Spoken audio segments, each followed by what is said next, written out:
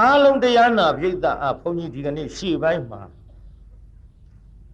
ဒါနနဲ့ပတ်သက်တဲ့ဒါနကံဆိုင်ရာအဖျားပြာကိုဘုန်းကြီးဟောပါမယ်ဒါနနဲ့ဆိုင်ရာဆိုရင်ဗုဒ္ဓဘာသာမြန်မာလူမျိုးများသည်ဒီဒါနကိုအကြောင်းခံ၍လူပြေနတ်ပြေပြမပြေကျင်လီခံစားပြီးတော့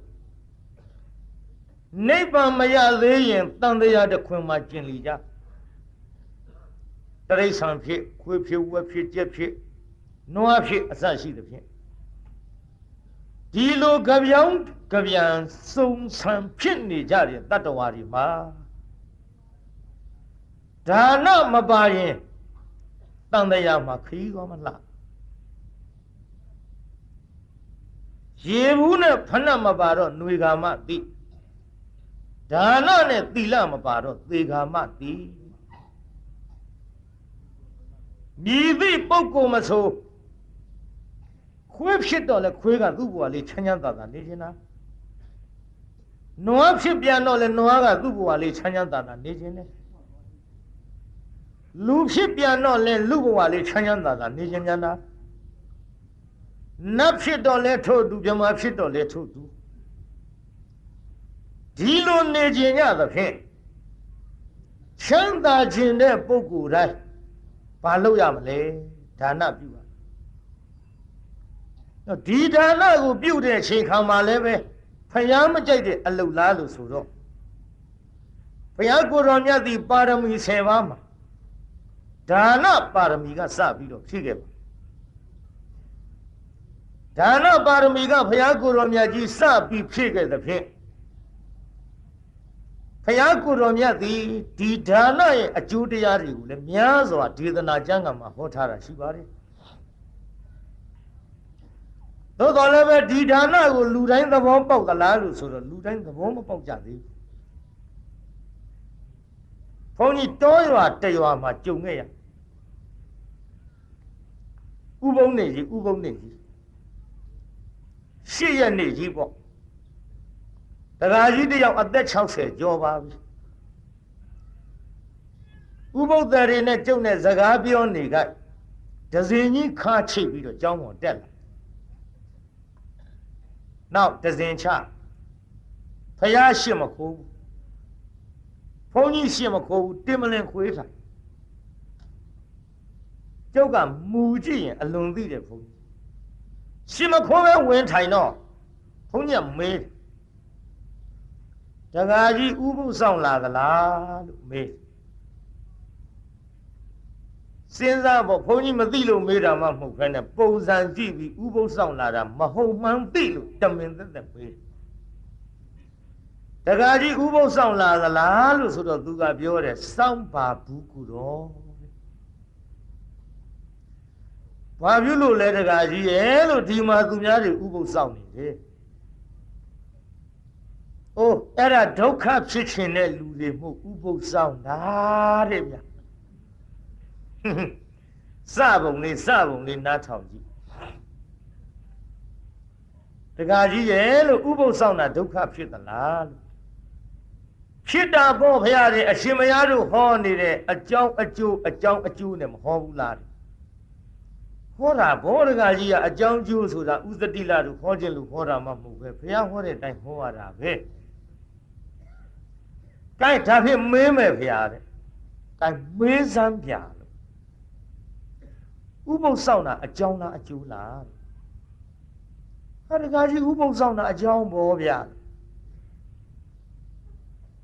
ဒါဖြင့်ဒါနပြုတာလှူတာကောဗျာဟာတက္ကရာကြီးရဲ့လို့လှူတာလည်းအကြောင်းပေါ့ဗျာဒါဖြင့်ဥပုသ်ဆောင်တဲ့အကြောင်းတရားတွေလှူတဲ့အကြောင်းတရားတွေလုံနေရင်အကျိုးတရားဖြစ်မလာနိုင်ဘူးလားကိုတော်တဲ့ခက်လိုက်တာတက္ကရာကြီးရဲ့လို့အကြောင်းလုံမှတော့အကျိုးဖြစ်ပေါ်လာမှာပေါ့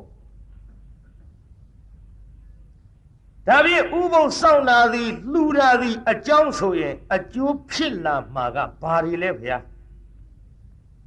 ဩ ခမရတို့သီလဆောက်တည်တော့အသက်ရှိမယ်ဘောလို့ဒါနပြုလှူတော့ချမ်းသာမယ်ဘောလို့ဒါလိုချင်တာကိုတော့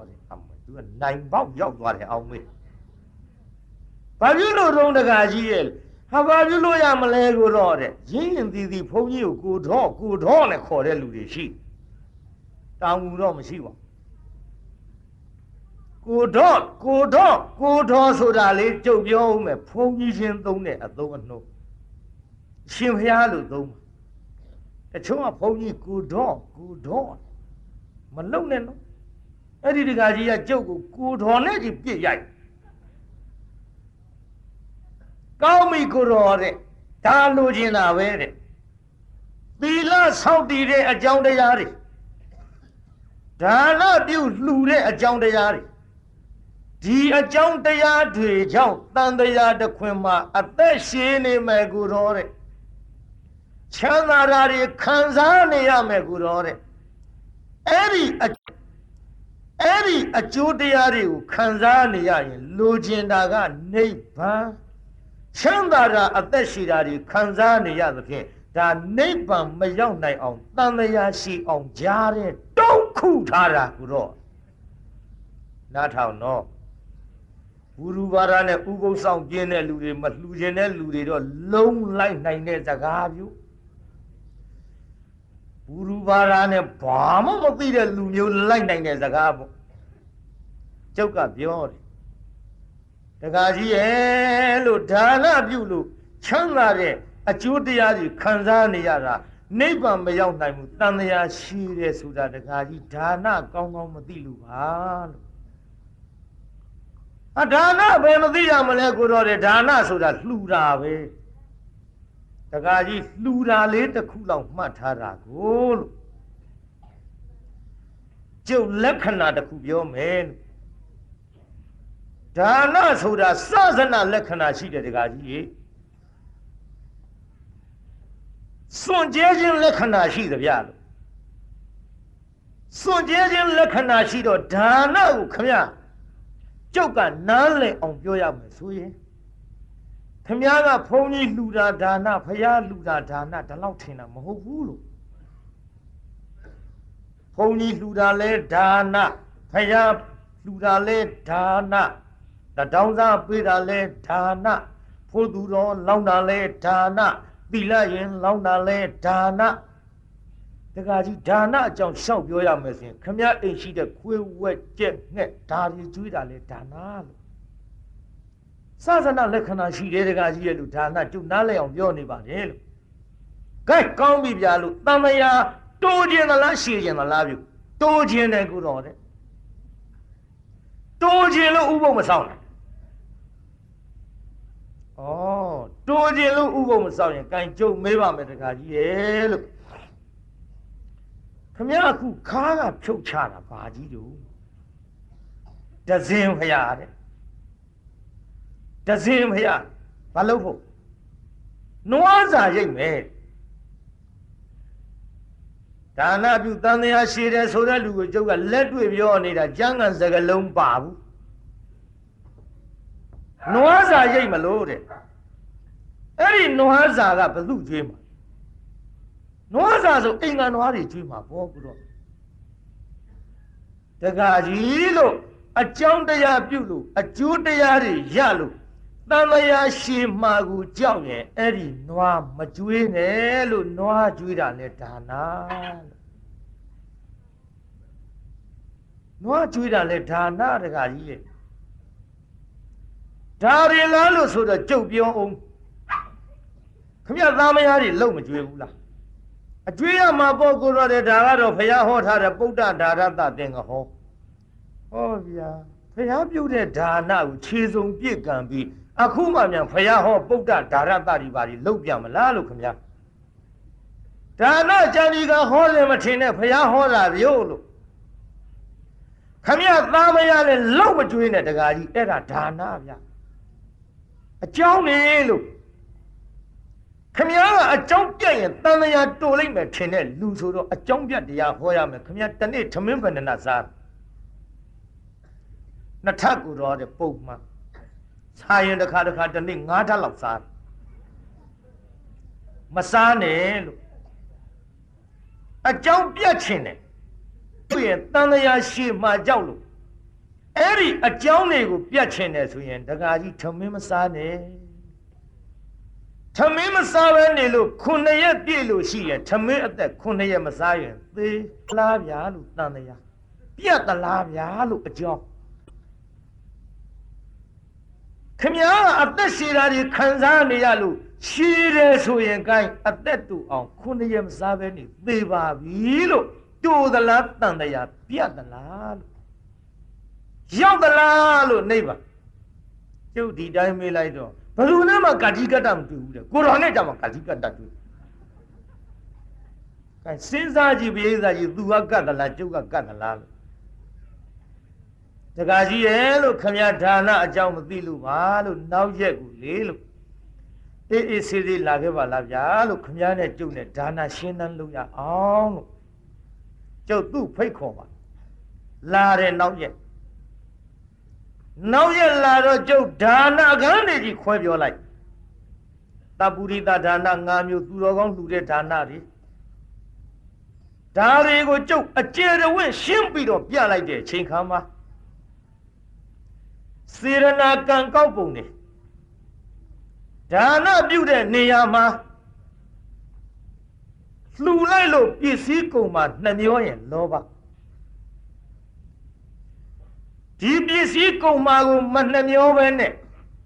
ငါလှူလိုက်တဲ့ဟောဒီအလှူဒါနကြောင့်ဒီဘဝကသိရင်နောက်ဘဝမဆင်းရဲဘူးလူချမ်းသာကြီးရမှာကွာမျောလင်းချက်လောဘပဲနတ်ပိမှန်ကြီးခံစားရမှာကွာနတ်ပြည်ရောက်မှာကွာလောဘပဲဒီလောဘဥစီပြီးလှုပ်သမျှခမည်းတော်ကျွတ်တူတန်မြာရှိရမှာပဲတန်တရားရှိတယ်တန်တရားရှိတယ်ဒါနပြုတန်တရားရှိတယ်ဆိုတဲ့စကားလုံးလေးကပုံမှန်အတက်လွဲနေတာပါတကားကြီးရဲ့ဒါနကတန်တရားမရှိဘူး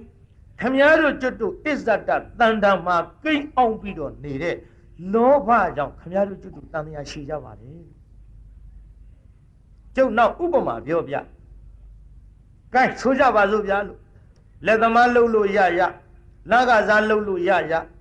ဘယ်လိုစီးပွားရေးနဲ့လှုပ်ရတယ်ဗျာလို့ငွေ30 အိတ်ထောင်နဲ့တဲ့ဈေးရဲလျှောက်သွားလိုက်ခောက်ဆွဲစားခြင်းဒီငွေ30နဲ့ဝယ်စားစိတ်နဲ့ဤတယ်ခွာလူတာလောက်ချင်းနဲ့ငွေ30နဲ့ဝယ်တော့ချိုးတယ်အေးနောက်တစ်ခါသွားစားလိုက်အောင်မုံဒီစားခြင်းနဲ့ထမင်းစားခြင်းနဲ့အကျက်သားကျော်စားခြင်းနဲ့ဘဲသားကျော်စားခြင်းနဲ့စားခြင်းတာကိုခမားဝယ်စားအဲ့ဒါငွေ30ကကျုပ်နဲ့စားပါလို့ခိုင်းသလားဗျာလို့ခိုင်းပါဘူးဗျာကိုစားခြင်းလို့စားတာလို့ခမားရှာရတဲ့ငွေ30ကခိုင်းတာမဟုတ်ဘူးလို့ကိုင်ဘီလိုက်ရွယ်တော့ပြချိုးတယ်ဘားဆိုင်ဝင်းထိုင်ညာမူးတယ်ငွေ30ကကျုပ်နဲ့တောက်ပါလို့ခိုင်းသလားမခိုင်းဘူးလို့ကိုတောက်ချင်လို့တောက်တာအဲ့ဒါဥပမာပြောလို့ခမည်းတော်ကျွတ်တို့အခုလှူးနေကြတယ်ဆိုတဲ့ဖယားလှူတဲ့ဒါနဖြစ်ဘုန်းကြီးလှူတဲ့ဒါနဖြစ်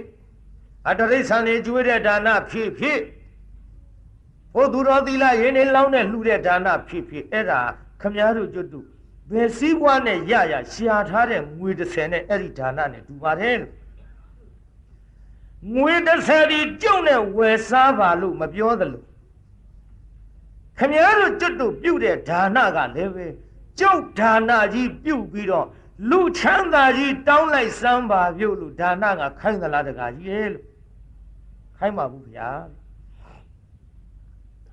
ဒါဖြင့်ကျုပ်ဒါနကြီးပြုပြီးတော့နတ်ချမ်းသာကြီးတောင်းလိုက်စမ်းပါလို့ခိုင်းသလားလို့ခိုင်းပါဘူးမခိုင်းဘူးဗျာဒါဖြင့်ဘာပြုလို့ဒီဒါနကြောင့်လူချမ်းသာနတ်ချမ်းသာတွေရဒါနတော့ဘောဂဝါဆိုတဲ့ပုဂ္ဂိုလ်လည်းရှိနေတော့ဒီအကြောင်းတရားကိုလုပ်ရင်ဒီအကျိုးတရားရလိမ့်မယ်ဒီအကျိုးတရားတွေရလို့တန်လျာရှည်လိမ့်မယ်ထင်ရင်မလှူပဲမနေနဲ့ဟဲ့လို့ဖခင်ကမဟောပဲနဲ့အဲ့ဒီအကျိုးတရားတွေပြတ်ရာပြတ်ကြောင်းလှူတဲ့နေရာမှာဘ ဘုံသုံးပါးကိုမတောင်းပါနဲ့ဝိဝတ္တဒါနဖြစ်အောင်ဘုရားဒီတိုင်းဟောခဲ့ဘုရားဟောတဲ့ကျမ်းဂန်ပြန်ကြည့်လိုက်တော့အပ္ပမတ္တကံပဏ္ဏမုဋ္ဌိမတ္တဒါနကုသလံမဟန္တံဝေလမဒါနာရိကုသလံဝဟောတုသစေဝတ္တသံပတ္တိပဋ္ဌိတဝဝတ္တမေဝအာဟာရိဒုံတကောတိဒါပါဠိမြန်မာလိုပြောမယ်ပြောလို့ခင်းရွက်တဲ့ဆုပ်လှူတဲ့ဒါနဖြစ်ဖြစ်ဝေလာမပုံနာကြီးလှူသလိုတိုင်းပြည်ချက်ပြုတ်မစားရအောင်မိโกဒိတ်ထမရေချောင်းစည်းလှူတဲ့ဒါနဖြစ်ဖြစ်ဘုံသုံးပါးကိုတောင်းရင်ဘုံသုံးပါးတော့ရတယ်ဒါဖြင့်နိဗ္ဗာန်ခေါ်လို့ဆိုတော့နောဝိဝတ္တံတကားကြီးနိဗ္ဗာန်တော့မရဘူးပြော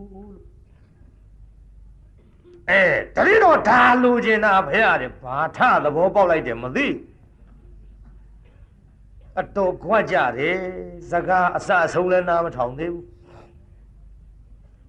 ဒါနပြုတ်ပြီးနိဗ္ဗာန်မရဘူးဆိုတာလေးအကြကောက်လိုက်ပြန်ရောပရိသတ်ရဲ့သူကတကားကြီးရှင်းအောင်နားထောင်အောင်နော်လို့ဘုံသုံးပါးတောင်းရင်ရတယ်လူချမ်းသာနတ်ချမ်းသာမြမချမ်းသာတောင်းရင်ရတယ်နိဗ္ဗာန်မရဘူးလို့ကြုတ်ပြောတဲ့စကားကလှူလို့နိဗ္ဗာန်မရောက်ဘူးလို့တခုတည်းပြောတာမဟုတ်ဘူးဘုံသုံးပါးတောင်းတဲ့ဒါနမို့ဘုံသုံးပါးသာရနိုင်တဲ့နိဗ္ဗာန်မရဒါဆိုတာဗျနိဗ္ဗာန်ရောက်အောင်ဒီဒါနဘယ်လိုပြုကြမလဲဣရမေပုံညာအသဝခယံဝဟံဟောတုတိ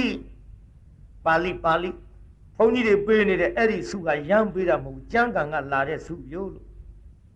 ဣရမေပုံညာအသဝခယံဝဟံဟောတုတိလို့ယူစီခြင်းအာသဝတို့ရဲ့ပြင်းပြရာကိုရည်မှန်းပြီးဆုတောင်းလိုက်မယ်ဆိုရင်ဖြင့်သာဝကဘောဓိစုပစ္စေကဘောဓိစုသမ္မာတံဘောဓိစုလို့ဆိုတဲ့အဲ့ဒီစုသုံးပါးကိုလိုချင်တာရနိုင်တဲ့တကားကြီးနားရှင်းအောင်ပြန်ပြောရပေးသနားထောင်နော်ဒါနတန်တရားရှိတယ်ဆိုတာတဲ့ဖခင်ကဒါနကရှိတာမဟုတ်ပါဘူးကွာတဲ့အဲ့ဒီဒါနအကြောင်းပေါ်မှာလောဘလေးကလိုက်ဥစည်းပြီးတော့နေလို့လောဘကြောင့်ရှိတာဖြစ်ပါတယ်တဲ့ပြိဿဒါကြောင့်ဒါနပြုတန်တရားရှိတယ်ဆိုတဲ့စကားလေးကိုကျွတ်တို့ပုံမှန်အတ္တမှားနေတယ်လောဘပေါ်ပြောင်းတက်လိုက်ပါပြိဿကြီးဘယ်ပေါ်ပြောင်းတက်ရတန်တရားရှိတယ်ဆိုတာဒါနကြောင့်လားလောဘကြောင့်ဒါကြောင့်လှူတဲ့နေရာများလေပရိသတ်ကြီးအကျိုးမရှိဘူးလို့တမန်ငါရှံငါသူများပြောတဲ့နောက်များရောရောင်လိုက်မသွားနဲ့နော်ရောရောင်လိုက်မသွားနဲ့ပညာလေးနဲ့ဦးစီးပြီးတော့မိမိတို့လိုချင်တဲ့ဒုက္ခခတ်သိမ်းချုပ်ငြိမ်းရာနိဗ္ဗာန်ကိုသာရည်မှန်းပြီးတော့လှူပါပရိသတ်ဒါတန်တရားတူပါတယ်ရှင်မရတန်တရားတူတယ်ဆိုတော့ဂိုင်းဆိုကြပါစို့ဘုရားတပည့်တော်တို့ကလှူလိုက်ပြီဘုရားနိဗ္ဗာန်လိုချင်လို့နိဗ္ဗာန်တောင်းလိုက်နိဗ္ဗာန်ကဒီဘုံတဘဝတည်းနဲ့မရသေးဘူးဘုရားမရသေးရင်တန်တရားကိုကျင့်လိရအောင်မယ်ဗျာတန်တရားကျင့်လိတော့ရှင်မရသိတဲ့အတိုင်းလူဖြစ်တော့လဲတပည့်တော်တို့ကချမ်းသာခြင်းသေးတာဗျာနတ်ဖြစ်တော့လဲချမ်းသာခြင်းသေးတာဗျာနိဗ္ဗာန်တောင်းတော့ဗျာတဲ့နိဗ္ဗာန်ကမရသေးဘဲနဲ့နောက်ဘဝတွေမှာကျင့်လိနေရတော့လူဖြစ်တော့လူချမ်းသာနတ်ဖြစ်တော့နတ်ချမ်းသာမတောင်းလို့တပည့်တော်တို့နိဗ္ဗာန်မရခင်မွဲမွဲတည်တည်ငတ်ငတ်ပြတ်ပြတ်နဲ့သွားရမှာလားဒီချမ်းသာတာတွေကိုမခံစားရတော့ဘူးလားဖះလို့အားတော့မလျှော့နဲ့ခံစားရတယ်အဲ့ဒါကျုပ်ကဥပမာတစ်ခါပြန်ပြော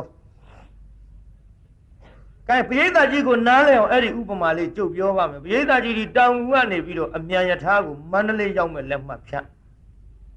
ဘယ်ရောက်မဲ့လက်မှတ်တော့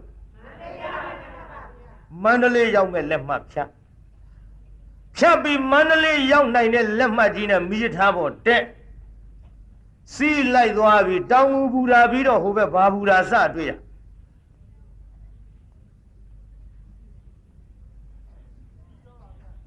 ပါတယ်ကြီးတော့ဟုတ်ပြီကျုံမသိလို့မေးတာနော်မိထားနဲ့မသွားတော့လည်းမသိတဲ့လူတွေအများကြီးပါမှာပေါ့ ဟိုကျုပ်လည်းပဲစီးတော့စီးတယ်ဒီဘူရာပြီးဟိုဘက်ဘာဘူရာမှမသိလို့ကန်ဆိုကြပါစို့ဗျာကြီးတော်ဘူရာကစပြီးတော့ဟိုဘက်ဘူရာတွေရှိမန္တလေးမရောက်ခင်ကြားမှာအတော်လေးများမန္တလေးရောက်နိုင်တဲ့လက်မှတ်ကြီးဖြတ်ပြီးမီးထားပေါ်စီးသွားတဲ့လူတယောက်ကမန္တလေးမရောက်ခင်လမ်းရှိတဲ့ဘူရာယုံတွေငါဖြတ်သွားခြင်းလိုက်တာကွာလူများတောင့်တစရာလိုသလားဗျာမလိုဘူးမန္တလေးရောက်နိုင်လက်မှတ်ကြီးဖြတ်သွားတော့မရောက်ခင်အမလေးဒီဘူရာတွေဖြတ်ကြောပြီးတော့သွားရအဲ့ဒါဥပမာမန္တလေးကိုနိဗ္ဗာန်နဲ့တန်တန်ထားဥပမာတကယ်နိဗ္ဗာန်ပြောနေတာမဟုတ်ဘူးမန္တလေးကိုဥပမာနိဗ္ဗာန်တန်တန်ထားပြီးတော့ကဲဒီတောင်ကူမြို့ကနေပြီးတော့နိဗ္ဗာန်ရောက်စေနိုင်တဲ့မိထားလက်မှတ်နဲ့တူတဲ့ဒါနာကြီးပြုလိုက်နိဗ္ဗာန်ရောက်စေနိုင်တဲ့ဒါနာကြီးပြုပြီးတော့ခမည်းတော်ကျွတ်တို့သည်တန်တရားခရီးမှာခမည်းတော်ကျွတ်တို့ရဲ့ဝိညာဉ်သည်ဟူသောယထာပေါ်မှာစီးသွားပြီဆိုကြပါစို့စီးသွားလိုက်တော့နိဗ္ဗာန်ကိုမရောက်ခင်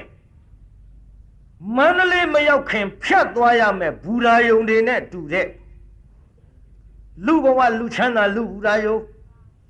နတ်ဘဝနတ်ချမ်းသာနတ်ဘူရာယုံဗြဟ္မဘဝဗြဟ္မချမ်းသာဗြဟ္မဘူရာယုံဆိုတဲ့လူချမ်းသာနတ်ချမ်းသာဗြဟ္မချမ်းသာဓာတွေဆိုတာဟာပိဿကြီးနိဗ္ဗာန်မရောက်ခင်ဖြတ်မသွားရဘူးလားဗျာတပည့်တော်တို့နိဗ္ဗာန်ရောက်ခြင်းလို့ဆူတောင်းပြီးဒီချမ်းသာတွေမခံစားရတော့ဘူးလားဖရာလို့ဆိုတော့နိဗ္ဗာန်မရောက်ခင်ဖြတ်ပြီးတော့မန္တလေးမရောက်ခင်သွားရမယ်ဘူရာတွေနဲ့တူတဲ့ချမ်းသာတွေမှုတောင်းနေစရာလိုသေးသလားပိဿကြီးလိုပါဗျာမလိုတော့ဘူးတဲ့ဗျာခံစားသွားရမှာပဲတဲ့ဒါကြောင့်တရားနာပိဿကြီးနိဗ္ဗာန်ကိုရောက်စေနိုင်တဲ့ဒါနာကြီးပြုပြီးကမျှဖြင့်တက္ကကြီးရဲ့လို့တောင်းနေစရာမလိုဘူးမတောင်းလည်းရပါတယ်လို့ဒါကြောင့်ဒါနသံဃာရှိတယ်ဆိုတာမယုံပါနဲ့ဗျာလို့ခမရကျုပ်ပြောတာသဘောပေါက်သလားလို့ဆိုတော့အတော်လေးသဘောပေါက်သွားတယ်သဘောပေါက်ရုံမကဘူးနောက်ရက်တွေကြောင်းလာတော့လေအမဲလက်ဖက်၆လေးပါလာမဲဆွန်းဆံလေးတွေပါလာတယ်လက်ဖက်ရည်မြီလေးပါလာနောက်ရက်ဆွန်းအုပ်တွေပို့လာတက္ကကြီးအတော်ဟန်ကြသွားပြီလို့ကြာရောက်ပေါ်ဘုရားတဲ့တပည့်တော်တို့ကခက်တယ်ဘုရားတဲ့စာကလည်းသိတ်တတ်တာမဟုတ်ဘူးတဲ့ဟိုလူတွေပြောတော့လေအဟုတ်ပဲဘုရားရှင်းတော့ကနိုင်ငံရေးစကားပြောတဲ့လူတွေကိုတောကအဖိုးကြီးဆေးလိပ်ကြီးတစ်စောင်လောက်ခဲပြီးမြေကြီးလက်ဝါးနဲ့ရိုက်တာလို့ပေါ့ရှင်းတော့ကနိုင်ငံရေးသမားတွေပြောတယ်ခုခေတ်တော့နိုင်ငံရေးသမားမရှိလို့နိုင်ငံရေးသမားကအမလီဟောဒီလိုခုံကြီးကိုလက်သီးနဲ့ထုပြီးတော့ခမည်းတော်အတွက်ကျွန်တော်ကောင်းသားအောင်လို့ဘာပြောတော့ဆေးဘောလိတ်ခဲတဲ့ခေါင်းပေါင်းတဲ့ဖူးကြီးကထားမှန်တယ်ကွာ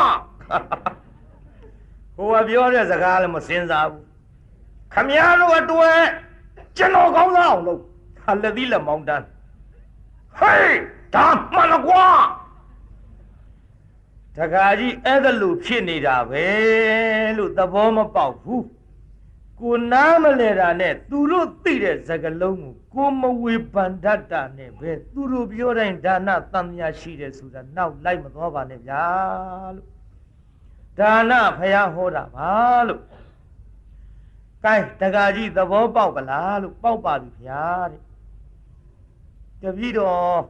သူတို့ပြောတော့ကအဟုတ်ထင်ပြီးသူတို့နောက်လိုက်မိတာဗျာတဲ့ခုတော့မှားမှန်းသိလို့နောက်ကိုတပည့်တော်ကိုဟိုဆရာတကာရင်အောက်မိပြီးတော့ဆုံးမပါတဲ့သွန်သင်ပါတဲ့ဝန်ခံတယ်ဝန်ခံပြီးတဲ့နောက်ဘသူညင်းထားတဲ့စကလုံးရဲ့မသိဘူးသူနောက်တစ်ခေါက်ကြောင်းရောက်လာတော့ကျုပ်လျှောက်ရှင်မရတဲ့ဟိုဖျားဟောထားတဲ့ကျမ်းဂန်တွေထဲမှာဟိမဝန္တာတော်ဆိုတာရှိတယ်ဗျာအဲ့ဒီဟိမဝန္တာတော်မှာဗျာတဲ့တပည့်တော်တို့ဟိုပေါက်နေတဲ့ကြံမင်းကြီးတွေဟာထမ်းလုံးပမာဏငပြောလုံးပမာဏအကြီးကြီးတွေလို့ပြောတယ်ဗျာ ကြံရည်တောက်ချင်တဲ့လူကခုခေတ်လိုညှင့်မနေရဘူးဗျာအဲ့ဒါကြီးကိုအလဲကောင်ကဖြတ်ပိုင်းပြီးအိုးတဲ့ထောင်ဆိုင်ထားလိုက်ရင်အလူလူတပေါက်ပေါက်ကြလို့အဲ့ဒါအလွယ်တကူတောက်ရတယ်ဗျာအဲ့ဒါဘာပြုတော့လို့တပည့်တော်ဗျာတဲ့အဲ့ဒါကြီးမြင်ငင်းတာအဲ့ဒီလူနေရာကြီးရောက်ချင်တာတပည့်တော်သိချင်တာတဲ့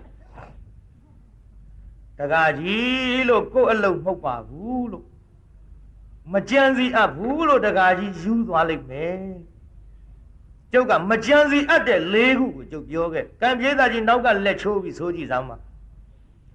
ဖယားအရာမကြံရာဇံအရာမကြံရာကံအရာမကြံရာလောကအရာမကြံရာဖယားဇံကံလောကဖယားရဲ့ဇံရဲ့ကံရဲ့လောကဘယ်နှခုတော့၄ခုပါဗျာပြောကြည့်စမ်းပါ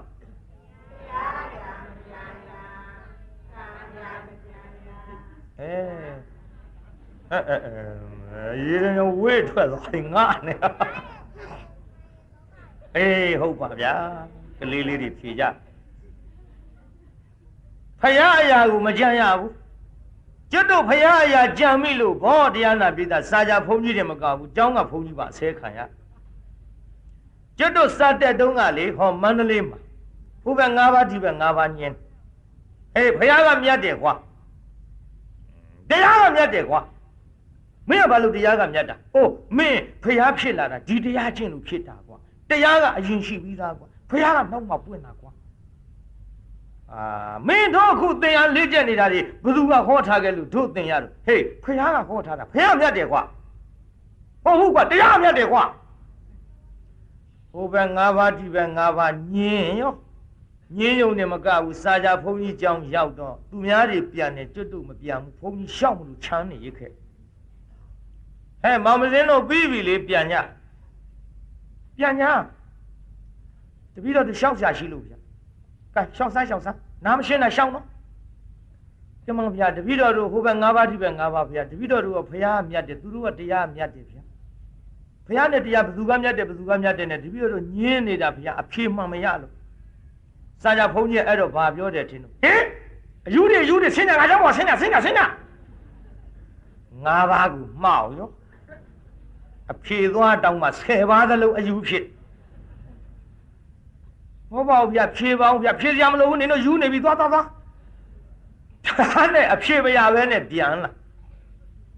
ကျောင်းရောက်တော့ကျွတ်တို့ကျောင်းတိုင်းဘုန်းကြီးလျှောက်တပည့်တော်တို့ဒီလိုညင်းတာမသိလို့စာကြဘုန်းကြီးသွားလျှောက်တာဗျာအယူတွေဆိုပြီးနှင်ချလိုက်တယ်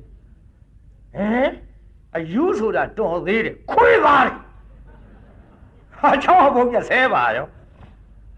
ဘာပြုလို့တော့နင်တို့အရာလားတဲ့ဖယားအရာတဲ့ဟောဖယားအရာသွားကြံပြီလို့အယူပြောခံရခွေးသားဆဲခံရတရားကျင့်လို့ဖယားဖြစ်တယ်ဒီတရားတွေဖယားပြန်ဟောလို့သိရတယ်ဖယားပြန်ဟောလို့သိတဲ့တရားကိုကျင့်လို့လည်းယဟန္တာတွေဖြစ်တယ်တဂရဂာနေဖြစ်တယ်အနာဂာနေဖြစ်တယ်သောတာပန်နေဖြစ်တယ်သူတော်ကောင်းတွေဖြစ်တယ်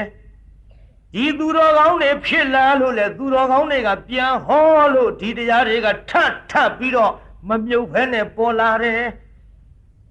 ကျွန်းကိုင်းကြီးကိုင်းကျွန်းမီဒုက္ခနဲ့သူကိစ္စသူပြီးသားမင်းတို့ကဘာဆိုင်လို့ညင်းရတာနွားရင်လည်းဖြစ်မယ်ကွာတဲ့အယူရင်လည်းဖြစ်မယ်ကွာဖယားအရာတဲ့ဗျမှခမရတို့ကျွတ်တို့မကြံစီလိုက်တာပြီးတော့ဇံအရာလည်းဒီတိုင်းပဲမကြံစီနဲ့ဇံအရာကြံရင်လည်းယူသွားခမရတို့ကျွတ်တို့အခုစက်တင်နဲ့လုပ်တဲ့လေးမြန်ဂျိုရုဒုံးညာလောက်စီးဘူးတာဘုရားလက်ထက်ကကြည့်လေတရားနာပိဿကောင်းငင်ကိုဇံပြန်တယ်။အဲဇံပြန်တယ်ဆိုတာလူကြီးကျွတ်တို့ဘုန်းကြီးဆိုရင်အခုလိုဒီတိုင်းသင်္ကန်းဝင်းနဲ့ဒီတိုင်းပေါ်တက်သွားတယ်။လက်ကားရခြေကားရနဲ့ရက်ခတ်သွားနေရတာမဟုတ်ဘူး။ဒီတိုင်းမတခါတည်းမတ်တက်ကလေးကြွသွား။မဲတင်းမလင်းခွေရလေးကြွခြင်းလဲတင်းမလင်းခွေရလေးကြွသွား။မဲဇောက်ထိုးကြီးဆင်းရင်လဲဇောက်ထိုးကြီးဆင်းချလို့ရ။ဇံအရာဒါကိုမဖြစ်နိုင်ပါဘူးလို့ကြံရင်နဲ့ဘုရားကယူသွားလိုက်မယ်တဲ့ဗျ မကြံရဘူးယူသွားလိမ့်မယ်တဲ့ဒါပဲမဲ့လို့တရားနာပိဋကကြီးယခုခေတ်ယခုအခါမှာယဟန္တာလို့ဘယ်မှာပေါ်တယ်လို့လဲခမရတို့ကျွတ်တို့ကြားဘူးကြပဲမဲ့လို့ကောင်းကင်ကိုလေမြန်မစီးပဲနဲ့ပြန်မပြတော့လဲဇံရတယ်ဆိုတာမယုံကြတော့ပြီမမြင်လို့မယုံဘူးတဲ့မမြင်လို့မယုံဘူးလို့လုံနေသည်အလျောက်ကျွတ်တို့ကလည်းကောင်းကင်ပြန်မပြနိုင်လေရင်မြန်စီးပြီးသွားတာတော့အခေါက်ပေါင်းများပါပြီလူကြီးဘယ်လိုမှတက်မရသာသနာနောက်ပိုင်း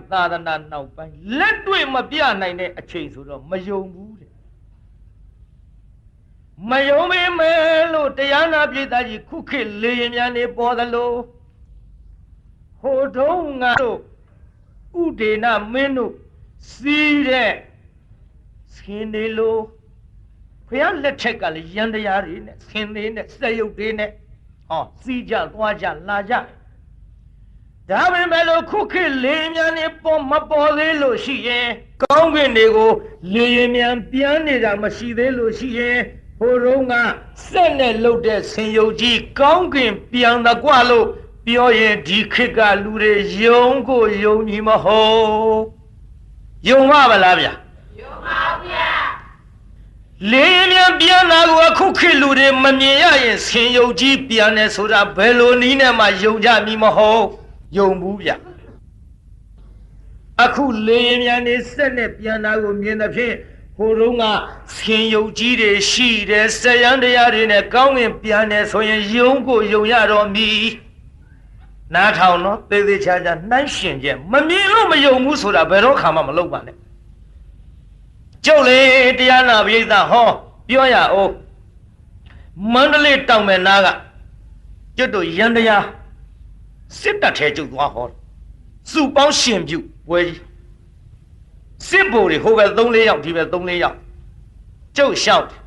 တရားမဟောခင်လေးကျုပ်နဲ့တွေ့တော့ဆရာတော်ဘုရားတဲ့တပည့်တော်တို့ထဲမှာလည်းပဲတဲ့ဟိုတမလွန်လောကရှိမရှိတပည့်တော်တို့ညင်းနေကြပါတယ်တဲ့ဒါဆရာတို့ထံကတပည့်တော်တို့အဖြေလိုချင်ပါတယ်တဲ့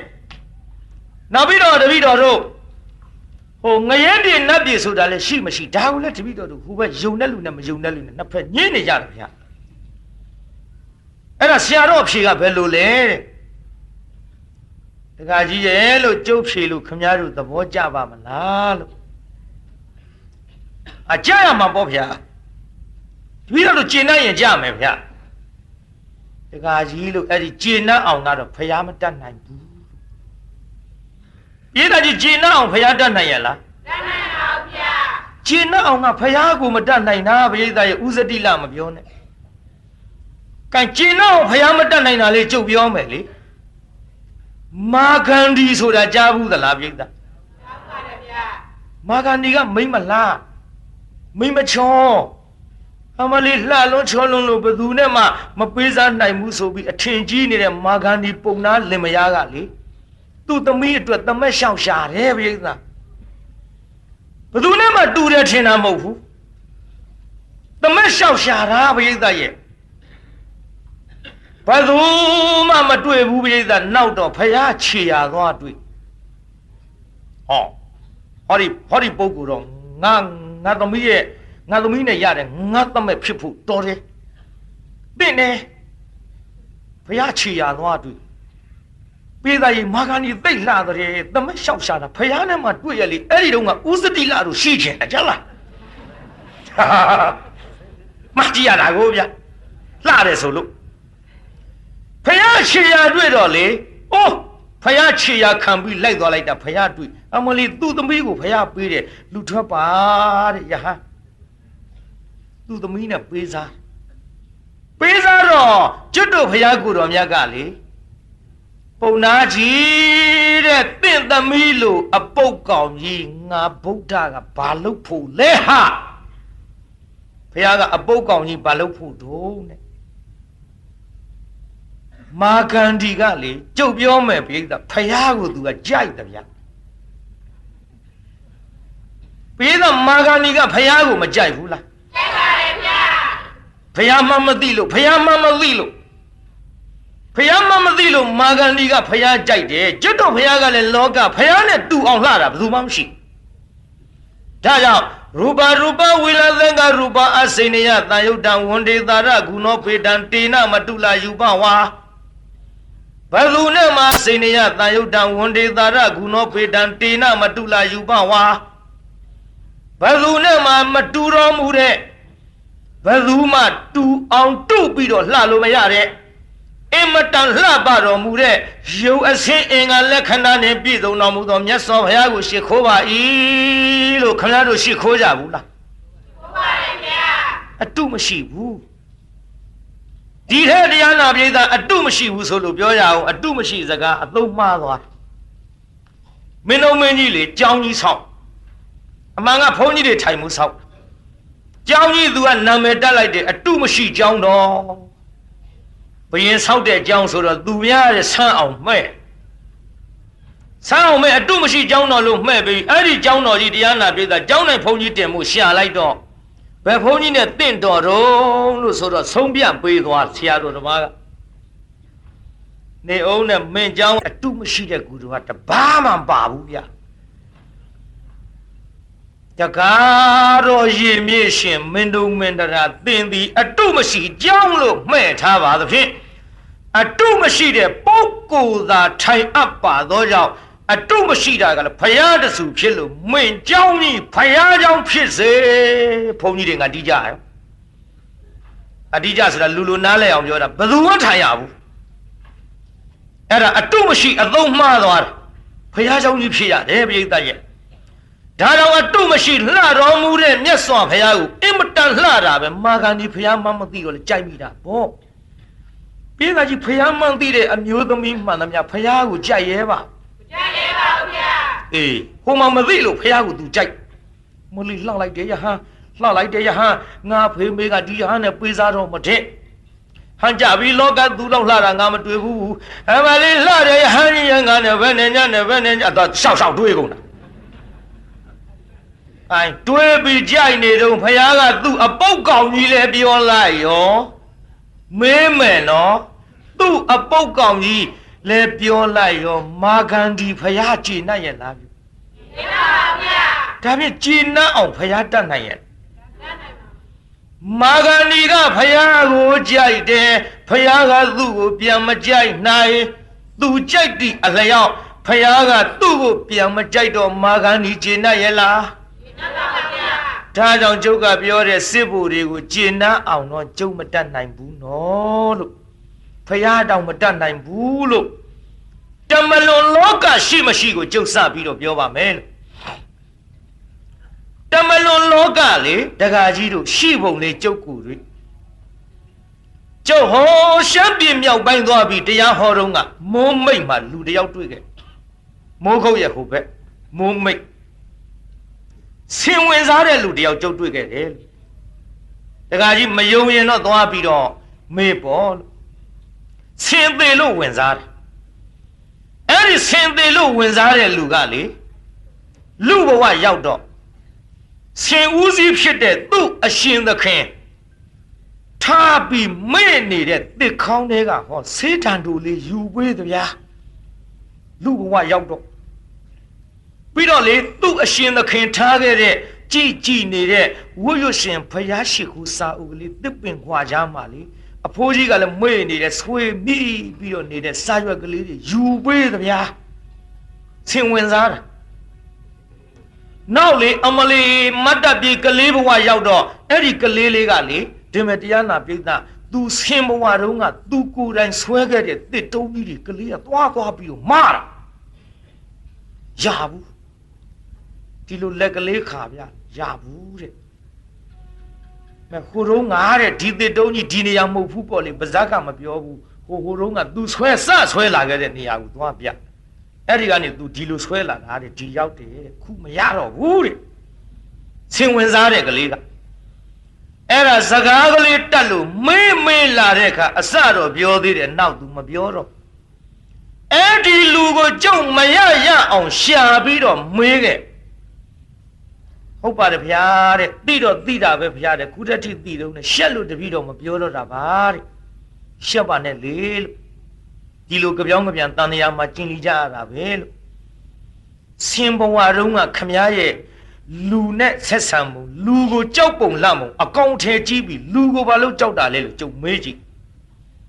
ရှင်ဗျာတဲ့လူဘုံကသိကြီးတာဗျာကံပြောစားမြာလူဘုံကသိကြီးတာဗျာတဲ့တပည့်တော်တို့မျက်စိပေါက်ကျင်းချင်းလေးနဲ့လေအဲ့ဒီလူကိုကြည့်လိုက်ရင်ထမ်းမကြီးလောက်ရှိတယ်ဗျာတဲ့အရက်ကမှန်နော်ခင်ဗျားတို့ဘုံကြီးတယ်နော်ပရိသတ်ကိုဘုံကြီးမှလည်းသိပါစေထမ်းမကြီးလောက်မြင်တာဗျာတဲ့ဒါကြောင့်အကောင်ကြီးပြီးတော့တပည့်တော်တို့ကလူကိုသိကြောက်တာဗျာပြီးတော့လူကင်နဲ့တပည့်တော်တို့လှန်ကလေးဟာလေတထွားသားသားရှိတာဗျာအဲ့ဒါလေးကိုတပည့်တော်တို့လက်ထဲကြည့်လိုက်တော့ဒီငပြောဘက်ကြီးလောက်ရှိတယ်ဗျာဟောဆင့်မျက်စိနဲ့မြင်ရဒါကြောင့်တပည့်တော်တို့လူကိုသိကြောက်တာလူဘုံကြီးမှန်းကိုတပည့်တော်ဒီဘဝရောက်မှသိတာဗျာတဲ့ပြီးတော့လည်းပဲလူဘုံကနှိမ့်တာလဲတပည့်တော်တို့သိတယ်ဗျာလူဘုံကနှိမ့်သွားတဲ့အချိန်ခါမှာတပည့်တော်တို့မျက်စိထဲမှာလေအဲ့ဒီလူဟာမြေကြီးကပ်ပြီးတော့တပည့်တော်တို့လက်ညှိုးလက်မလေးလောက်ဖြစ်သွားတယ်တဲ့အဲ့ဒီချိန်ခါမှာတပည့်တော်တို့ကမလုံရင်သာဖရတယ်လုံရင်သေတယ်တဲ့ခွာနဲ့ရှာနှာမောင်းလေးနဲ့ကင်ပြီးလွှင့်ပြစ်လိုက်ကင်ရိုက်လိုက်အဲ့ဒါဘုံနှိမ့်တဲ့အချိန်ဖရတယ်ဒါကြောင့်လူဆိုတာကံပြီးအမြဲတမ်းမြင့်မနေဘူးနှိမ်လိုက်မြင်လိုက်ဘုံပြီးအမြဲတမ်းကြီးမနေဘူးနှိမ်လိုက်မြင်လိုက်အမလေးဆင်ဝင်စားလူကြီးပြောမှလူကံလူဘုံဟာနှိမ့်လိုက်မြင်လိုက်ကျုပ်အဲ့ဒီကြမှာပို့ပြီးတော့ယုံကြည်သွားသဗျာလို့အထောက်ကူရသွားသဗျာလို့ကျုပ်ကစစ်သားတွေပြောတယ်အဲ့ဒါတကားကြီးတို့တမလွန်ရှိလို့ပေါ့ဗျာလို့ခုခေတ်လည်းခင်ဗျားတို့ကြားဘူးမှာပါလို့ဘယ်ရွာဘသူသားလေးဝင်စားတယ်ဘသူသမီးလေးဝင်စားတယ်အကုန်ပြန်ပြောနိုင်တဲ့ဆိုတာလေလို့ဒီမှာကြားဘူးတယ်ဗျာရှိလို့လားဗျာလို့မရှိလို့လားလို့တကယ်ကောဝင်စားတော့ကိုဟိုဘဝတုန်းကဟိုမသေးခင်တုန်းကဟိုဘဝကဟာတွေကိုအကုန်ပြန်ပြောနိုင်တယ်ဗျာလို့အဲ့ဒါယုံရလားလို့ဆိုတော့ယုံပါပြီဗျာတဲ့မယုံတဲ့ဘက်ကဘသူတွေတုံးဆိုတော့တပည့်တော်တို့ပါဗျာတဲ့ယုံပါပြီတဲ့ကဲယုံတဲ့ထက်ယုံအောင်ကျုပ်ဒီကနေ့ကြောက်ခဲလေးရဲ့ဘဝဆုံးရှာပြီဆိုတဲ့တရားကိုဟောမယ်အဲ့ဒါကျုပ်ဟောခဲ့စစ်တပ်မှာကြောက်ခဲလေးရပါလေခမရတို့သိတယ်မကြီးနဲ့မှလင်ကိုသတ်ဆိုတာလေလေးဘဝတိုင်တိုင်သတ်အကိုလို့သူရဲ့မယားကိုညီကပြစ်မှာတော့မယားလို့သူတိုက်တွန်းလို့ညီလို့တဲ့လူကအကိုကိုလူဘဝရဲရင်းနဲ့ခုတ်သဆွဲလန်းတော့မွေဖြစ်သအနောက်ဆွဲလန်းတော့နွားဖြစ်သဆွဲလန်းတော့ခွေးဖြစ်သလေးဘဝတိုင်တိုင်သတ်တာဟောငါးဘဝမြောက်ကြတော့လေအဲ့ဒီသူ့ညီနဲ့ရနေတဲ့သူ့မိန်းမရဲ့ဝမ်းမှာသွားပြီးတော့တန်တီတီတယ်မွေးလာတော့အမေကိုအမေမခေါ်တော့ဘူးလူသားကောင်းပါကြီးဆိုတတ်မလို့ဟောနောက်ပိုင်းကြတော့မှတတိတံဝေကရပြီးနောက်ပိုင်းအာသမောကုန်ခန်းလူယဟန္တာဖြစ်တယ်ဆိုတဲ့အဲ့ဒီဇတ်လန်းကိုကျုပ်ခေါ်ခဲ့ဒါကြောင့်တရားနာပြေသာတမလွန်လောကရှိမရှိဆိုတာတော့ယုံလဲယုံကြည်သွားလို့အဲ့ဒီဇတ်ထုတ်ကျုပ်စစ်တပ်မှာဟောလို့ကန်ပြီးသွားပြီဟောနောက်တစ်ခါငရဲနတ်ပြည်ရှိမရှိအဲ့ဒါကြတော့ကျုပ်စစ်ဖို့တွေကိုတဲ့မပြောဘူးဘယ်တဲ့မပြောဘူးလေကျုပ်ကလည်းတွေ့ခဲ့တယ်လေသူတို့မမေးခင်ကမန္တလေးမှာကျုပ်တပည့်ဖြစ်နေပါပြီခုကျူရှင်ပြနေကျူရှင်ကျောင်းဆရာလုပ်နေတယ် BA သူနဲ့ကျုပ်နဲ့တနင်္ဂနွေနေ့ကြီးသွားတွေ့ရှင်ပြားတဲ့ငရဲပြေနတ်ပြေဆိုတာရှိသလားတဲ့ကျုပ်နဲ့သူနဲ့ယဉ်နှီးသေးဘူးငရဲပြေနတ်ပြေဆိုတာရှိသလားလို့မေးတော့ကျုပ်ကဖြေလိုက်တယ်ရှိပါဘူးကွာရှိပါဘူးကွာဆိုသူမျက်လုံးကြီးလှန်ကြည့်မကြည့်နဲ့လို့မရှိဘူး तू ကမရှိဘူးထင်လို့မေးတယ်လူကျုပ်ကမရှိဘူးပိတ်ပြောတယ်မျက်လုံးပြူးကြည့်တာပေါ့ရှင်မရတို့ဟောနေတော့ငရဲပြေနတ်ပြေရှိတဲ့ဆိုအေးလေအဲ့ဒါစာအုပ်ထဲကကြည့်ဟောတာပဲလို့ငရဲပြေနတ်ပြေငါမမြင်လို့မရှိဘူးပြောတာလို့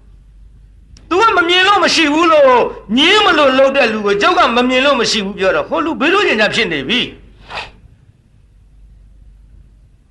ဒီလိုပါကွာလို့မင်းတို့ကမမြင်ရင်မရှိဘူးမတွေ့ရင်မရှိဘူးလက်တွေ့မဟုတ်ရင်မယုံဘူးလှုပ်နေကြပါတယ်လို့ကဲငါပြောမယ်ကွာလို့မမြင်လို့မရှိဘူးဆိုရင်ရှိတော့ရှိပါတယ်ကွာရှိတဲ့အကြောင်းလည်းငါပြောမယ်ပေါ့လို့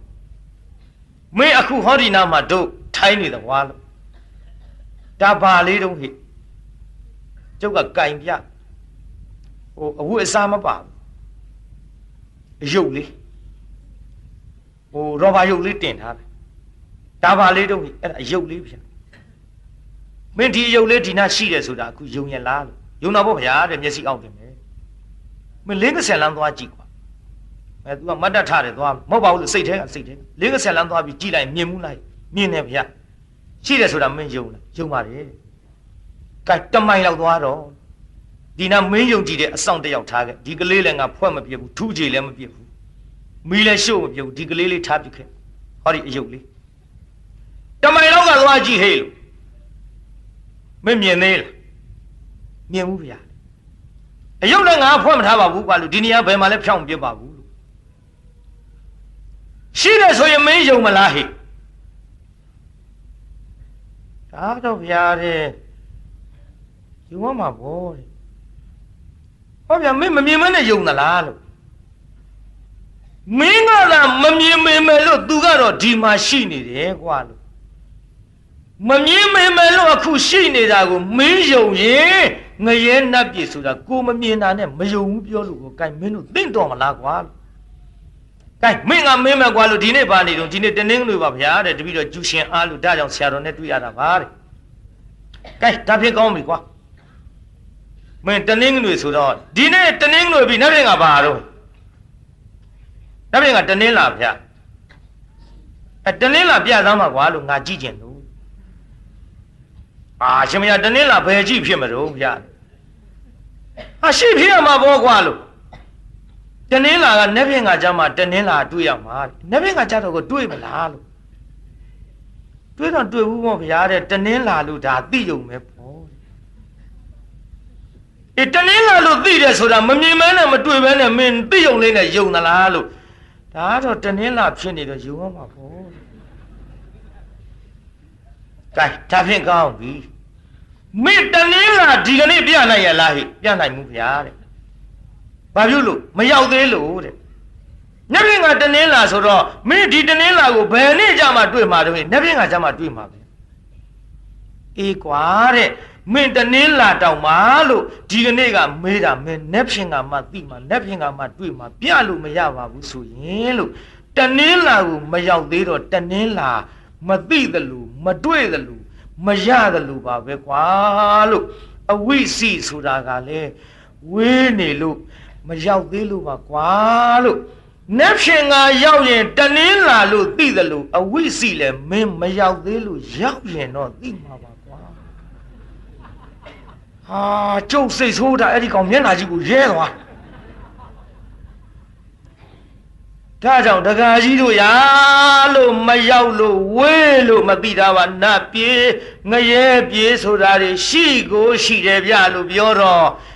အဲ့ဒါလည်းပဲသူတို့ငြိမ်တော့ငြိမ်သွားတယ်ယုံရလားမေးတော့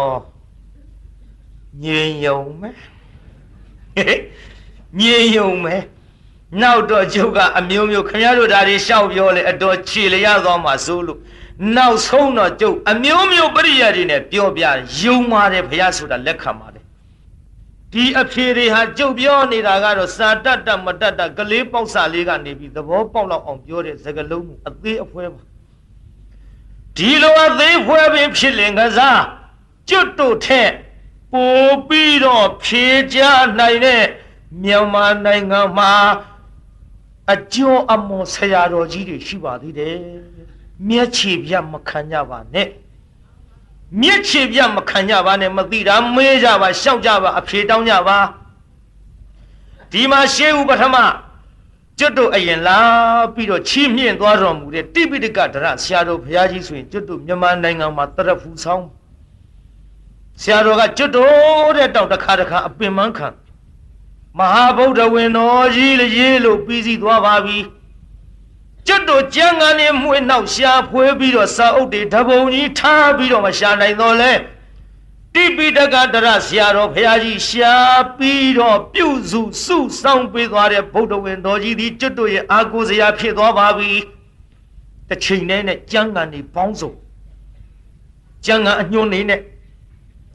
မြန်မာနိုင်ငံမှာပြန်တော်မူသွားလို့ရှိရင်အစားထိုးလို့မရတဲ့ဆရာတော်ကျွတ်တို့လိုဘလုံးရှုပ်ထွေးကြော်ရတော့ပေါ်တယ်ပြိဿဒါကြောင့်ဆရာတော်ဘုရားသည်တစ်ခါကျွတ်တို့တွေအပင်မခံသဖြင့်ဆရာတော်ဘုရားတရားဟောတဲ့နေရာကြီးပြီးတော့ကြီးညိုလိုက်တာအားရလိုက်တနာလိုက်တာကျွတ်တို့စိတ်ထဲဒါလောက်အပင်မခံတဲ့ဆရာတော်ဘုရားအစားထိုးလို့မရကျမ်းမာရေးတရားဓမ္မတွေကဝိုင်းလျှောက်တော်လဲတရားခေါ်ရင်သေပါစီဆိုတဲ့ဇွဲရယခုတည်းဆရာတော်မှာရှိခုတည်းရှိတယ်အခါတလေများမန္တလေးမြို့ပဲစီဆရာတော်တရားပွဲစဉ်တွေကြည်လိုက်အမလေးဘယ်ဓမ္မယုံမှာဘယ်နှနာရီရနေဘယ်နှနာရီဘယ်ဓမ္မယုံမှာဘယ်နှနာရီရနေဘယ်နှနာရီကိုတက်နေတယ်ဗျာလေးပွဲတောင်ဟောတော်မူဒါကြောင့်တရားနာပိဋကကြီးကျွတ်တို့မြန်မာနိုင်ငံမှာမသိတာမှန်သမျှသိအောင်လို့ကုံစင်အောင်ဟောပြတော်မူတဲ့တမ္မာသမ္ဗုဒ္ဓဘုရားသခင်ကိုတော်မြတ်မရှိတော့လဲအဲ့ဒီလိုတိပိဋကဒရဧကမဟာပါဏိတဓမ္မစရိယပထမကြီးပထမကျော်အစရှိတဲ့ခမည်းတော်တောင်မူသူဓမ္မပရိယတ္တိဟောဒီတောင်မူသူဓမ္မပရိယတ္တိစာပြမွဲကြီးမှအောင်မြင်တော်မူတဲ့မြန်မာနိုင်ငံမှာယဟန်ပညာရှိတွေများစွာရှိပါတယ်မေးကြပါမျက်ခြေပြမခံကြပါနဲ့ကျွတ်တို့ဖြေတဲ့အဖြေလေးတွေကသိငယ်ပါသေးတယ်ပြိဿဒါကြောင့်အလုံးကုန်တရားဓမ္မတွေအားကျုပ်ကဲ့သို့အခုပြောတဲ့စကားထဲမှာတရားနာပြိဿဖရာအရာလည်းပြီးသွားပါပြီဇံအရာလည်းပြီးသွားပါပြီနော်တရားနာပြိဿကျုပ်လှဲ့ထွက်သွားတာလေကံအရာကိုပြောကြပါဦးပြိဿဘာအရာကိုပြောမလဲဇံအရာကလှဲ့ထွက်သွားတာတော့စကားဖြတ်ခဲ့ကြသူမဖြတ်ရင်မပြီးဘူးကံအရာကာမဝိပါကောအစိန်နေရောကံအရာမကြံနဲ့တဲ့ဘုရားကကျုပ်ဟိုနေ့ကတောင်ထဲ့ပြောခဲ့မိမတယောက်ကျိုးဆွဲချတယ်တစ်ပင်ပေါ်ကလေပင်ကျိုးတက်ပြီးကျိုးဆွဲချခြေတော့ကအောက်ထောင်းမိခြေတော့အောက်ထောင်းမိတယ်ဘေးကလူတယောက်ကလည်းခါမဓမ္မကြီးပါဟာမလေးကွယ်လုံးကြီးတေတော့မှာပဲဒီမိမတော့ငါတော့ကဲမဓမ္မကြီးကင်ပြီးတအားပြေးဟိုရောက်တော့အဲ့ဒီမိမလေပင်ဆွဲထားတဲ့ကျိုးကလေငွေဟောက်ကြီးဖြစ်နေတယ်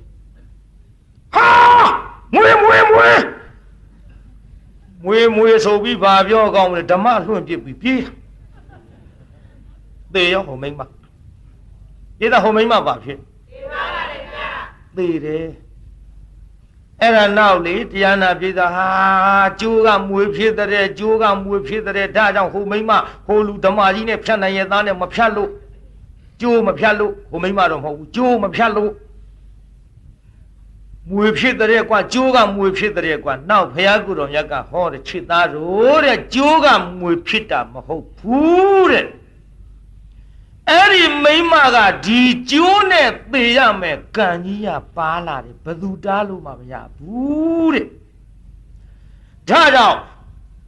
ကျိုးနဲ့သေရမယ်ကံပါလို့ဟိုလူဓမ္မကြီးနဲ့လာတဲ့ချိန်ခါမှာကျိုးကတကယ်မွေဖြစ်တာတော့မဟုတ်ဘူးအဲ့ဒီလူရဲ့စိတ်ကူကမျက်စီတဲ့မြင်တဲ့ကျိုးကိုမွေကြီးထင်တာတဲ့ကံကတားလွတ်လိုက်တာမလုံးနဲ့မင်းကယ်လို့မရဘူးသူသေကိုသေမှာဆိုပြီးကံတားလို့ကျိုးကိုမွေထင်တာကျိုးကတကယ်မွေဖြစ်တာမဟုတ်ဘူးလို့ဘုရားဟောမှန်လားပြိဿကြီးမှန်ပါတယ်ဗျာဒါကြောင့်ရေနစ်သေမဲ့လူရေနဲ့ပဲသေတာမှန်တာတော့သေသေးချာချာအချို့ကရေနဲ့သေမှာဆိုလို့တဲ့အမလေးမျက်စိညာမသွားဘူးမသွားပြီဒီကြမ်းဖန်ပြီ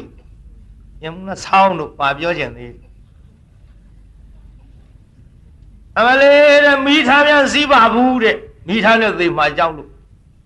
မိသားနဲ့သေမှာကြောက်လို့မိသားလွတ်အောင်ရှောင်ဝင်မဲ့လို့မသွားမဖြစ်တဲ့ကိစ္စဆုံးတော့လေတွဲချော်ကြတာသည်ကံနေခရတဲ့တို့ဘဝဆုံးမြတ်ချက်ကပါလာဒီဘဝမှာဇာတိကစပြီးတော့လူဖြစ်လာတဲ့အချိန်ကစပြီးတရားနာပြိဿဘယ်လိုသိရမယ်ဘယ်ပုံစံနဲ့မသာဖြစ်ရမယ်ဆိုတာပါပြီလားမသိကြလို့မှန်ရလားပြိဿကြီးဘုန်းကြီးပြောတာဒါကြောင့်တရားနာပြိဿကြီးတချို့မော်တော်ကားစီးလို့ရှိရင်မော်တော်ကားမှောက်ပြီးတော့သေမကြောက်လို့မစီးပဲနေတဲ့လူရှိသည်ကားနဲ့လွတ်ပြီးတော့ မသေးအောင်ကြံဆောင်ပေးမယ်လို့မန္တလေးကြောက်စစ်တန်းအိမ်ထိုင်းနေတဲ့လူကားကရော့တံပြုတ်ပြီးတော့အိမ်ထဲဝင်တိုက်လို့သေချာသည်ကံလို့ဆိုနေမှာဒါနဲ့သေရမယ်ကံဘေးမှာကြောက်လန်းဘေးမှာတရားနာပြိတ္တရဲ့ဒီတိုက်ကိုယ်အိမ်နဲ့ကိုထိုင်းနေတာဟိုကားကြီးကပြုတ်ပြီးသူ့ရှိဝင်တိုက်တာအိမ်ထဲဝင်တိုက်တာဒါကြောင့်တရားနာပြိတ္တကြီးကံအရာမှမကြံစီပါနဲ့တဲ့ဘုရားကကဲကျွတ်တို့ဟိုနည်းနည်းလေးဆုံးသွားအောင်သွားလိုက်ကြအောင်စို့လောကစိန္ဒာနစိန္ဒာလောကကြီးအကြောင်းကြံစီပါနဲ့လောကကြီးအကြောင်းကြံလို့ရှိရင်လည်းယူသွားနိုင်ကျုပ်ဟိုတကာကြီးပြောခြင်းနဲ့မကြံစီတဲ့၄ခုကိုဟိုတကာကြီးပဲပြန်ဆက်ရအောင်တကာကြီးလို့လောကကြီးအကြောင်းကြံကြမှာနဲ့လို့၃ခုပြောခဲ့ရင်သဘောပေါက်တော့ပြီနော်လို့တောကျော်အားတကာကြီးဆိုတော့ကျုပ်ကမေးတယ်ရန်ကုန်ရောက်ဖူးသလားလို့ရောက်ဖူးပါဘူးဗျာတဲ့ရန်ကုန်မရောက်ဘူးရင်တကာကြီးကိုကျုပ်မေးရအောင်မယ်လို့မတရားသဖြင့်မေးတယ်လည်းမအောင်မေးနဲ့လို့ရွှေတကုံဘုရားကြီးကဘယ်နာတည်ထားတာသူဘိုးကြီးကကျုပ်မော့ကြည့်ခက်တယ်ဗျာလေမရောက်ဘူးမှဆိုကရွှေတကုံဘုရားဘယ်သိမတုံးဗျာဒါဖြင့်ဘိုးတစ်ထောင်ကရောဗျာဘိုးတစ်ထောင်လည်းမပေးနဲ့ဘိုးနှစ်ထောင်လည်းမမေးနဲ့ဆူးလေလည်းမမေးနဲ့ဘာမှမသိဘူးတဲ့တကာကြီးဘာလို့မသိတာတော့မရောက်မှမရောက်ဘူးပဲဘယ်သိမတုံးဗျာတကာကြီးရဲ့လို့ကို့မြန်မာပြည်အတွင်းမှာရှိနေတဲ့ရန်ကုန်လေးလောက်မှခမားမရောက်ဘူးလို့မသိရင်အဝေးကြီးဖြစ်တဲ့ဟိမဝန္တာအကြောင်းများခမားသိခြင်းယူတော့မှာပေါ့လို့မကြံနဲ့ပြောလို့မကြံစီအပ်တဲ့အရာဌာနလောကစိန္ဒာနစိန္ဒာလို့ပြောလိုက်တော့ဖိုးကြီးလည်းသဘောပေါက်သွားအမလေးနောက်ဟိုသူမင်းလို့ဖြေခဲ့တာကြီးရှောက်ပြောလို့ပြီးမှမဟုတ်ဘူးပြိဿပြီးမှမဟုတ်ဘူးပြိဿဒါကြောင့်တရားနာပြိဿကြီးခမည်းတော်ကျွတ်တို့မကြံစီအပ်တဲ့အရာကိုကြံရင်ယူရပါသည်ကိုယ်အရာမဟုတ်ဘဲနဲ့ကိုနားမလဲပဲနဲ့ဝင်ပြီးတော့သွားပြီးတော့လူလဲလှုပ်ရင်လဲယူရပါသည်မှန်လားပြိဿကြီးမှန်ပါတယ်ဗျာဒီကနေ့ရှေ့ပိုင်းမှာဒါနတန်တရားမရှိဘူးလောဘကတန်တရားရှိတာပါဆိုတာကိုဖြင့်တရားနာပြိဿကြီးသဘောပေါက်ရိပ်စားမိဗလားသဘောပေါက်ဗလားပြိဿသဘောပေါက်ပါဗျာသဘောပေါက်လို့ရှိရင်ဖြင့်လှူကြတန်းကြမဲ့ပုဂ္ဂိုလ်များသည်တောင်းရမဲ့ဆုကဗါတဲ့ဆိုလိုက်စမ်းမဣရမေပုံညာအာသဝေခယံဝဟံဟောတုပါဖယာဆုတောင်းပြီဗလားတောင်းပါဗျာလှူရင်တော့ဒီတိုင်းဆုတောင်းတော့မလားအာသဝတရား၄ပါးတို့ရဲ့ယိုစီးခြင်းကင်ပြရာဖြစ်တဲ့နိဗ္ဗာန်ကိုရွတ်ဆောင်နိုင်သောကိုဖြစ်ရပါလို့ဤဖယာဒီဆုတောင်းရင်ခမည်းတော်လှူတဲ့ဌာနသည်တန်တရားရှိသောဌာနဖြစ်နိုင်ပါမလားဒါကြောင့်တန်တရားရှိတာဌာနကမဟုတ်လောဘကြောင့်တန်တရားရှိတယ်ဆိုတာသိရင်ဖြင့်ဒီကနေ့ကစပြီးလောဘကိုဖြတ်ပြီးတော့ဒါနကိုကြိုးစားပြီးတော့လှူဒန်းနိုင်ကြပါစေကုန်သတ